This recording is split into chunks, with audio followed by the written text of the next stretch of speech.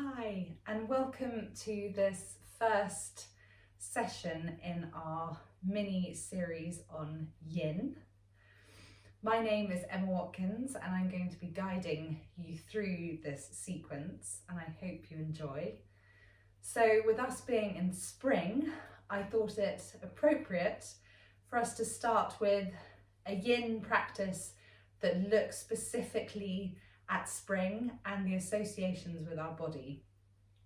So as I mentioned in my Instagram post, if you saw that recently, and if not, don't worry, I mentioned in my Instagram post that yin yoga comes from the Taoist tradition in China, a similar time to when Ashtanga, the sort of forefathers of yoga, was starting to write down and systemize the practice of Indian yoga, Ashtanga as we know it today, or Iyengar, Hatha, Vinyasa, etc. Yin yoga came from the China Taoist tradition, where yin and yang, the philosophy of yin and yang, comes from. So yin yoga as a practice was actually developed by an American, Paul Grilly. He was taught by a Taoist yoga teacher, and he adapted the practice into what we see today. So yin yoga is actually a series of floor poses, which is wonderful. So you're on the floor and they're long held poses, and they stress the connective tissues and fascia within our body, which is the cling film material that gives our body form. When I say our body form, it gives our cells, our nerves, our bones, our muscles, even our organs their form. And what's really interesting is there's increasing evidence around our fascia and our connective tissues actually holding on to impressions, as the ancient philosophers or yogis would call it, but actually more recently we would refer to it as stresses and trauma. So that form holds on to stress patterns, which makes sense. If you're feeling low and you're depressed and you're feeling anxious or worried or concerned, or you're in pain or grief, you hide, you curl up into a ball. And you can see, if you the more time you spend like that, your body takes on that form. And what yin yoga really helps to do, it helps to bring flexibility and movement into parts of the body where we don't always feel we have flexibility, particularly around the joints. So that's what we're going to be looking at in this series. We're also going to be touching on elements of Chinese medicine and the meridian channels. So there is evidence now that the energy channels, so in Ashtanga we talk of nadis, in yin, in the Taoist tradition, in Chinese medicine, we talk about meridian channels and qi. So nadis and prana, meridian channels and qi over here. So in yin, we're going to be talking about meridian channels and qi, and there are 12 main meridian channels in Chinese medicine, and they're all associated with organs of our body. Chakras over here, Indian tradition, energy centers, whereas the Chinese medicine, they see the organs as our energy centers. And Paul Grilly, there's a brilliant book that Paul Grilly wrote that I will put in the comments, where you can learn more about how yin is now connected with the meridian system. It's all to do with a Japanese doctor. It's very, very interesting. I'll share it in the comments. So back to spring. So spring is associated with two organs of the body and two meridian channels specifically, the liver and the gallbladder. Now, in every season, there are two organs associated with that season. One is yin and one is yang. Spring, yin is liver, and the energy moves up the body. The channel moves up the body. So starts the big toe and comes up the inside of the leg, and then up to the eye. And then the yang is the gallbladder, moves down the body and outside of the leg, ends also in the toes and the foot. And those two, I'll talk about a little more into what those meridian channels mean and why it's important to work into them around spring. But let's just start getting into the poses because we'll be holding them for a little bit of time. So when I just said that the liver moves up and inside the leg, gallbladder down outside the leg, so those are the areas that we're going to be targeting. But first off, we're going to come and sit in a position called toe crunch. So toe crunch, a wonderful term, doesn't it sound particularly pleasant? So I'm all cozy today, so yin yoga, you can be warm, important to keep the body warm, don't get yourself cold. If you're practicing this in peak summer, don't worry, wherever you are. But if you're somewhere cold, keep warm. I've got nice thick socks on. So come tuck the toes under and come and sit back on your ankles. So that's not going to be the most comfortable sensation you've ever felt. But what is one of the really important things in yin yoga, which you're going to learn straight off, is that there are certain positions that you really have to hold and breathe through, which is easier said than done. But there are some positions that are a little bit more intense and a little bit more challenging than others because you're really working into the fascia and the connective tissues. So with toe crunch specifically, you're working into the plantar fascia, which is a particularly tight fascia or net of fascia. You can almost imagine it as a really, really complex web of nets, really tightly linked together. And our feet we're on all day, every day. We really need them, but we don't work into our feet very often. Neither the muscles, neither the bones or the fascia. All the meridian channels start from the feet, so by working into the feet, we're also tapping into all the meridian channels. But importantly, we're working into building that elasticity and bringing movement and flexibility back in to the fascia. So each pose is held for 3 to 5 minutes. If you're a complete beginner to yin, then I'd recommend you hold maybe more for 3 than 5. So that I move through the poses, I'm going to ask you to stop the clock, or rather start the clock, because I'm not going to be holding each pose for the full 3 to 5 minutes. But have a stopwatch near you, and when you come into the pose, press start. To come out of toe crunch, bring your hands forward onto the mat and tap out the tops of the feet, which will be an immediate, really enjoyable relief.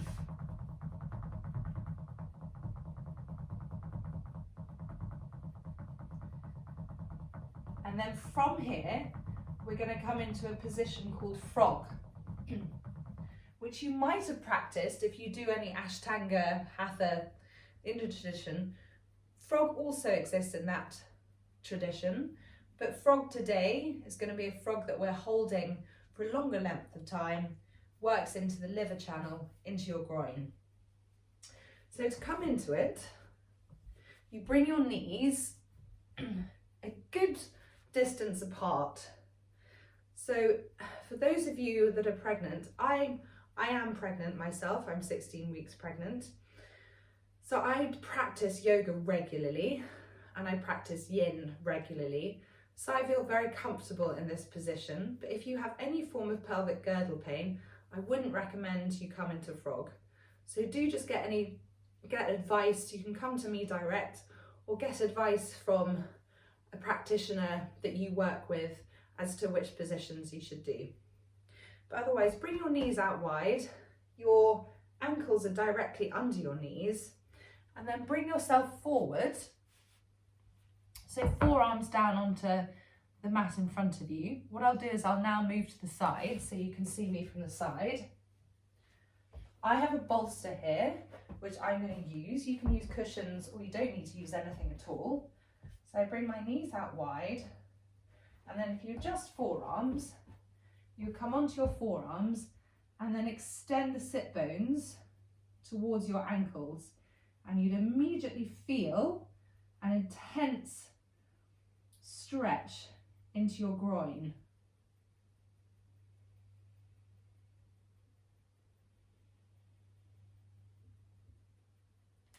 If you have a bolster to hand or cushions, then you can bring that under your arms, almost under your armpits, and just rest your chin onto the bolster, and that can create a really lovely foundation to allow the body to relax.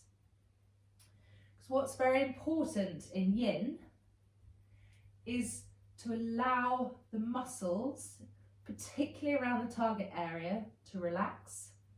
Because even though we reference the muscles and the areas, or not the target muscles, but we reference the muscles when we're talking about the poses, we're actually looking to reach into the connective tissue beyond those muscles and around the joints. So for instance here, I'm talking about the groin, the muscles in the groin, which of course you're feeling a stretch into, but you're feeling that stretch because you're actually relaxing that area and working into the connective tissue beyond it. By working into that connective tissue, you're hydrating and starting to hydrate the connective tissue. We do the same in yang exercise, so power yoga, for instance, or any cardio workout you might be doing, or any weight lifting. So that's a contracting of the muscles, contracting, relaxing, which also hydrates the muscles. Whereas what we're doing here, we're having the same effect by hydrating the connective tissue, but we're achieving it by long held positions, which is stressing. It's like a positive stress of the connective tissue. So in order to achieve that, it's really important to relax the body as much as you can, which can be counterintuitive when you're in poses that are not like sleeping lions, basically. You know, they are quite intense. And it is important to be mindful of that when you come into yin practice, and be gentle with yourself, because emotions can come up. Because as I said at the start, with this increasing evidence around fascia and connective tissue, holding on to stresses, emotions, experiences, it makes sense if we work into those areas, emotions come up as energies and tensions are released.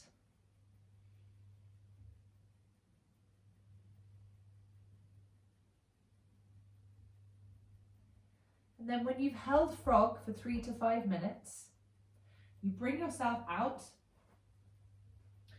and importantly, I keep mentioning the word important, don't I? But importantly, we come into a rebound pose between poses in yin yoga, which is wonderful because the rebound is shavasana. It's your relaxation pose. So you lie down and just let the pose take effect. The reason we do this is to quite literally allow that area of the body, the connective tissue around the target area, to take stock of the stress that we have just put it under and let it almost relax again. And you can sometimes feel a buzzing sensation or a humming sensation, or nothing at all, but just notice if you can feel any sensation in that target area.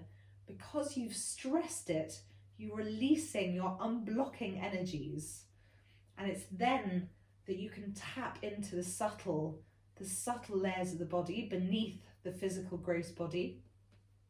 And that's one of the things that yin enables you to do over time. It brings you inwards, brings the gaze inwards, and allows you to listen, start building awareness with the body.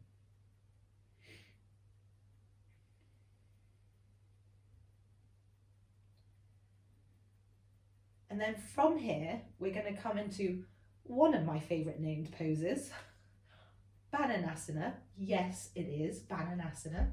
How brilliant is that? So Bananasana, it is what it says it is. It's banana. So what we're going to do, so this works into the gallbladder channel, so outside of the legs and up the side of the body. So we're going to bring the feet over to the left as far as we can, and then I'll lift my left foot up and bring it across my right ankle, because I find that helps to kind of extend the stretch. You can do it the other way around as well. Then I extend the arms up overhead, grab onto the left wrist and gently pull so that I'm shaping myself into a banana. And when you get here, you might think, why on earth am I doing that? But amazingly, if you hold it for 3 to 5 minutes, you'll really feel it. You'll really feel the stretch. It becomes, Bananasana I find, becomes more intense. Some of the poses become less intense. They start off being really intense and then they give way a little. But Bananasana I feel does the opposite.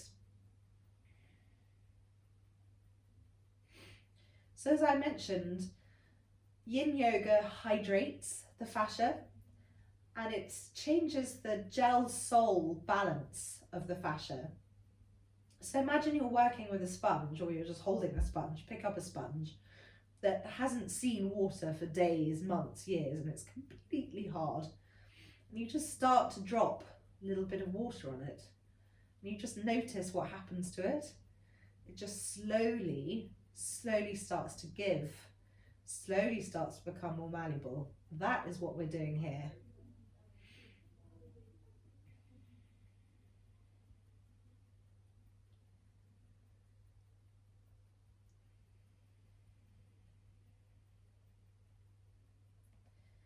And so to the meridian channels, to spring.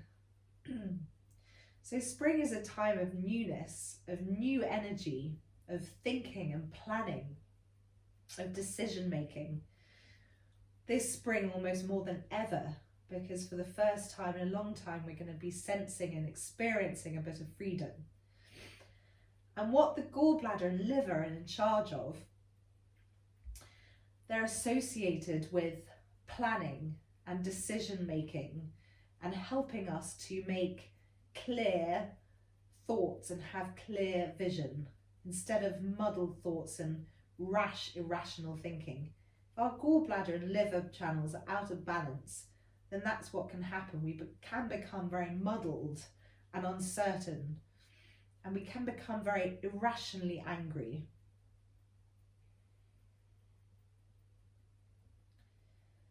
And then after your 3 to 5 minutes on one side, you come back to the center. Just take one moment just to experience the difference. It's more noticeable when you do yin stretches, which are one side and then the other, because you can notice, of course, that you worked into one side and not the other. So just notice how this feels. If you're not noticing anything, no judgment, no criticism, that doesn't matter.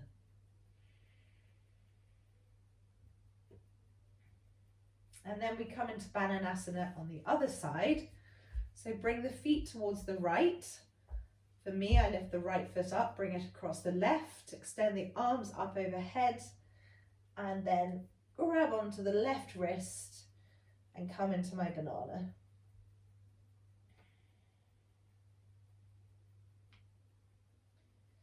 So from a physiological perspective, the gallbladder and liver together are in charge of blood, particularly the liver is in charge of storing blood,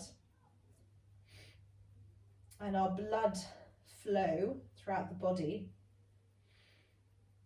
Also, they support and help digestion and are very closely linked to our emotions.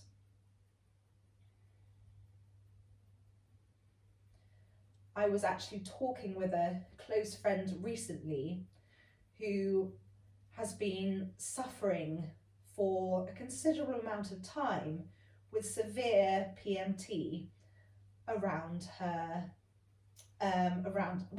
severe PMT, which is what it says on the tin. And she'd been looking into all different avenues of what might be causing it. She'd really investigated her symptoms, but her hormones, it was such a dip around her PMT, the time of her period, that she was really struggling at those times. And she's recently started going to an acupuncturist who has interestingly picked up on blood. And she believes that possibly when my friend had her children and when she lost blood in childbirth, that this affected the amount of blood that is actually still in her system, and therefore is affecting her in particular around the time of the month. And interestingly, after she said this and I went back to my studies, I did see that there is a link between PMT and liver function. So the acupuncturist is now focusing specifically on the liver system.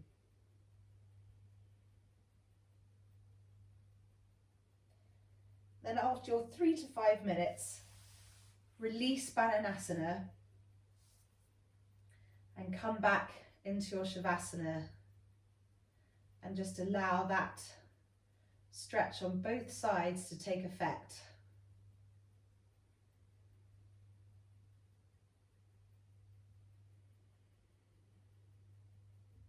And as tempting as it might be to just stay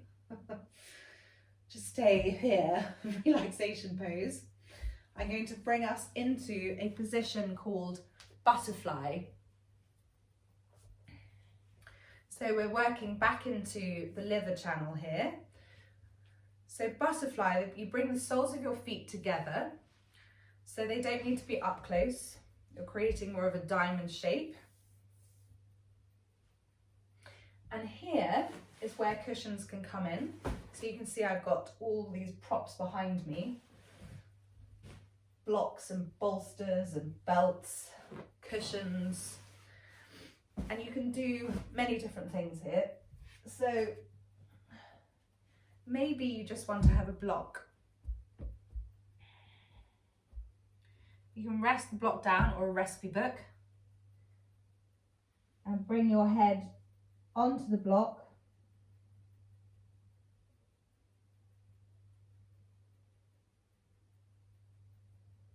And what that will really help you do is allow the body to really relax. If you're just coming forward, it still has the same effect.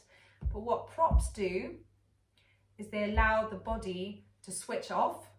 So they send messages to our brain, taps into that parasympathetic, that calming rest and digest function of the body, switches off our fight and flight, but just allows our body to relax more deeply.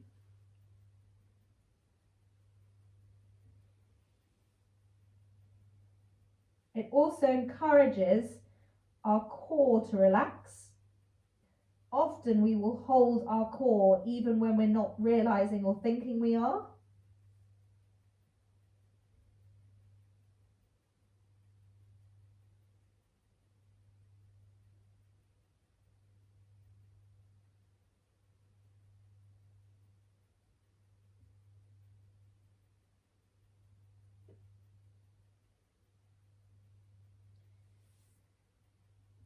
It's a very grounding pose, butterfly. It really brings the focus inwards in a very safe, protective way.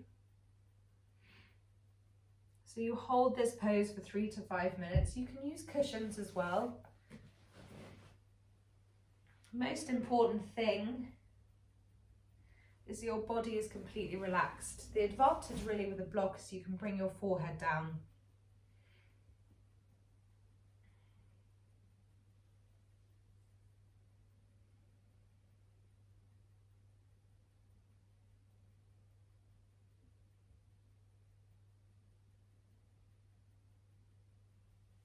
And what you may experience as your body starts to drop is you also notice different parts of your body that are relaxing. Maybe your muscles in your jaw, around your shoulders, your core,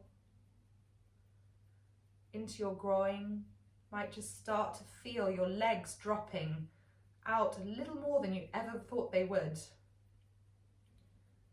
And your head, your forehead becoming heavier and heavier on the block.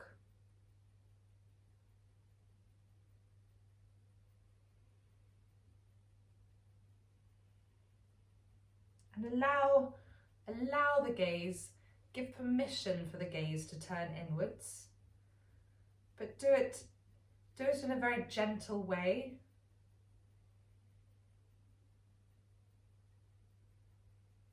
It can have a very meditative quality, yin yoga, because it allows space and time.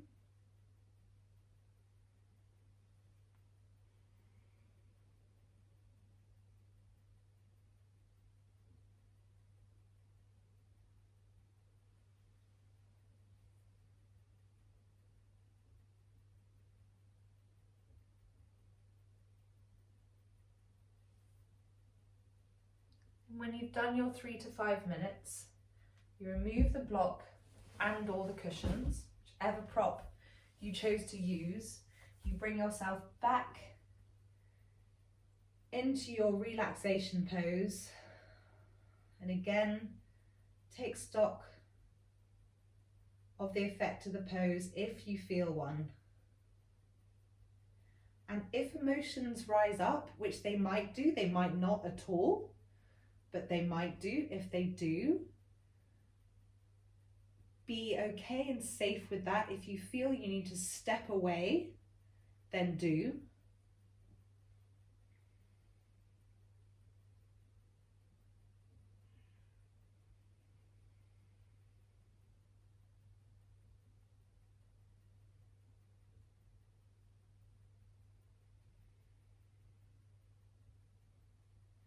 And then the final pose we're going to do today works back into the gallbladder.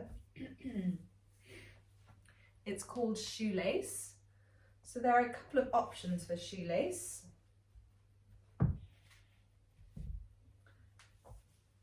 So you can do a full shoelace, which is when you bring one leg under you and the other leg across. So you're bringing both knees on top of one another. That's one option.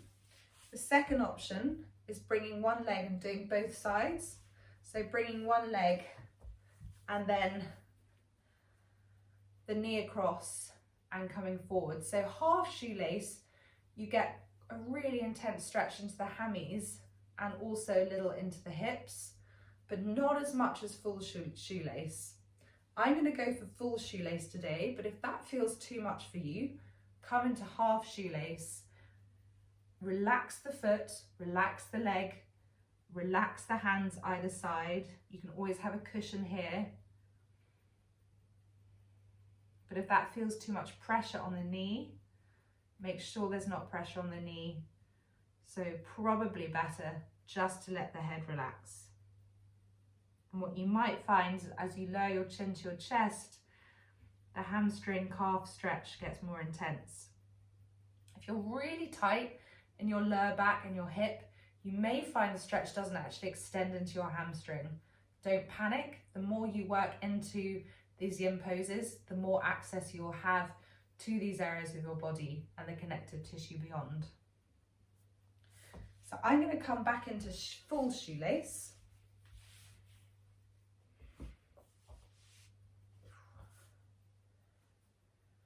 Which is really, I can really feel that in my hips. So it's poses like this where the breath comes into play again. You can do this on both sides, this stretch. And if you can, give into the pose. If it's feeling really intense, try not to fight it. our initial reaction will be to step away, try to step in and give into it.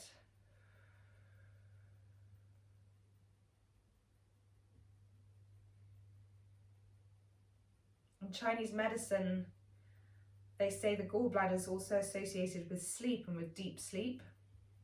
So if we're waking up a lot, or having trouble going to sleep, or waking up and not able to go back to sleep, they say that could be related to an imbalance in the gallbladder. Of course, there can be other reasons why sleep is disrupted, but there's no harm in coming into a yin practice that helps to balance out the body's systems, because I really believe that if our body is in balance, then that is when we're functioning at our most optimum level. Of course, there are external factors, but at least if we have that balance, we're helping ourselves as much as we can.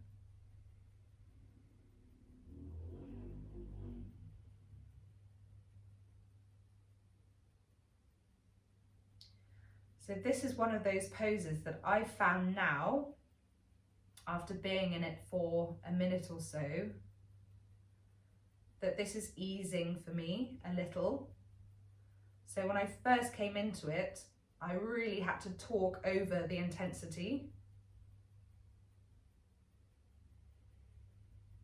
Whereas I can feel now, I can almost feel myself my body working into that fascia.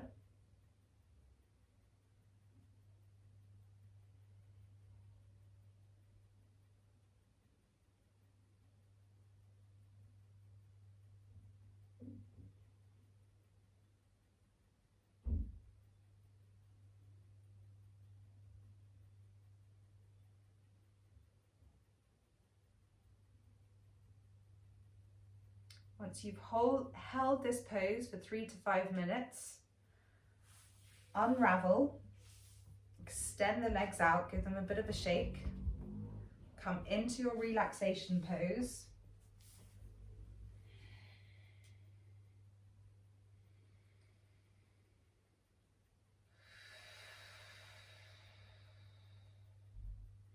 So as I mentioned, I'm 16 weeks pregnant. It won't be long before I don't actually come and lie on my back, and I'll be lying on my side.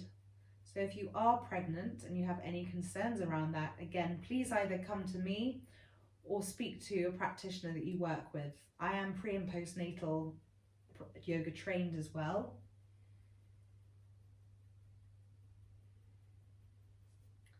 And then we'll come into, so you can, if you want, do that just on the one side.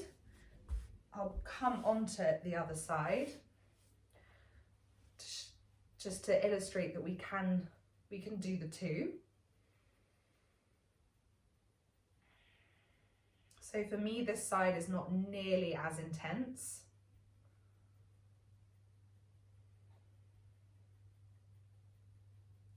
I can still very much feel it, but it doesn't quite take my breath away.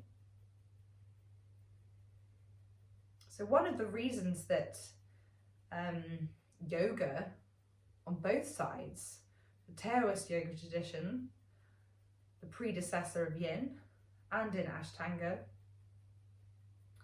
yoga was created to help us and enable us to sit for longer in meditation, because us humans weren't able to. We weren't able to bring our minds into a place of quiet and our bodies into a place of balance and alignment. And that's what these yoga movements are ultimately doing, is taking us to a place where we can sit in meditation, which is pretty cool. It's all helping us to come into almost oneness.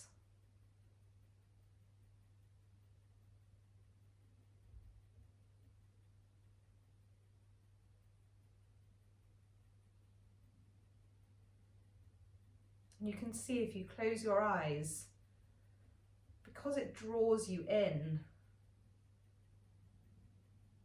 Almost, if you can step into the intensity, it almost draws you down and inwards.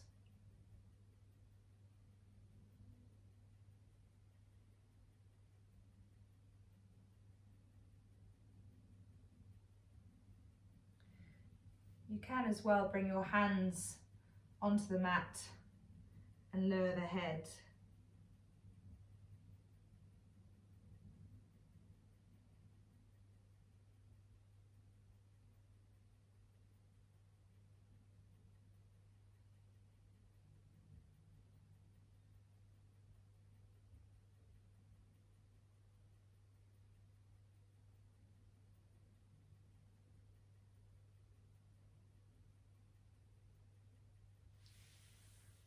And then when you've done your 3 to 5 minute hold, you unravel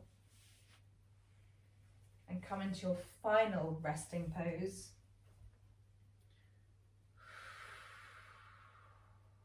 Take a lovely deep inhale in through the nose and just exhale fully out through the mouth. And just feel your body drop down into the mat. Just take a gentle body scan from the crown of the head to the tips of the toes. Just notice how the body feels now.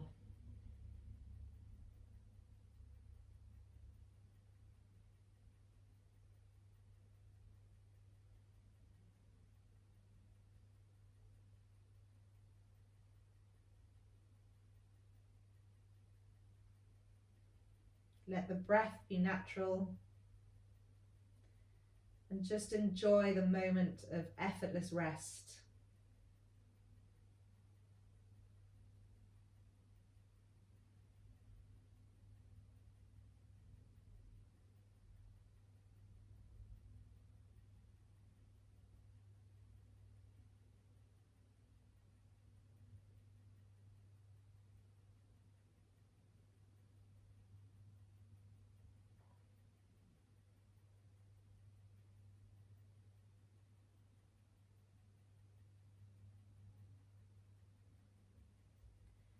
And bring the knees into the chest, give them a squeeze, and then extend out, come into a full body stretch. Then bring the knees back in, roll onto your right side in a fetal position. Then lever yourself up.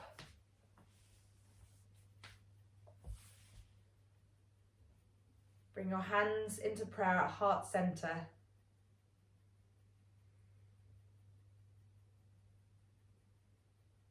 Again, just notice the quiet or the not so quiet. Notice the body and mind as they are right now.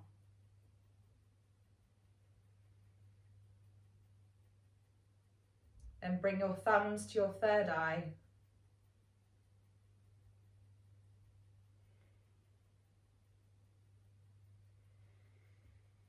And with that, we finish. Thank you so much for joining me today. Please do dip into this practice as much as you need. It is relevant in particular to spring, but a yin practice can be practiced throughout the year. Have a wonderful day wherever you are, and join me again soon.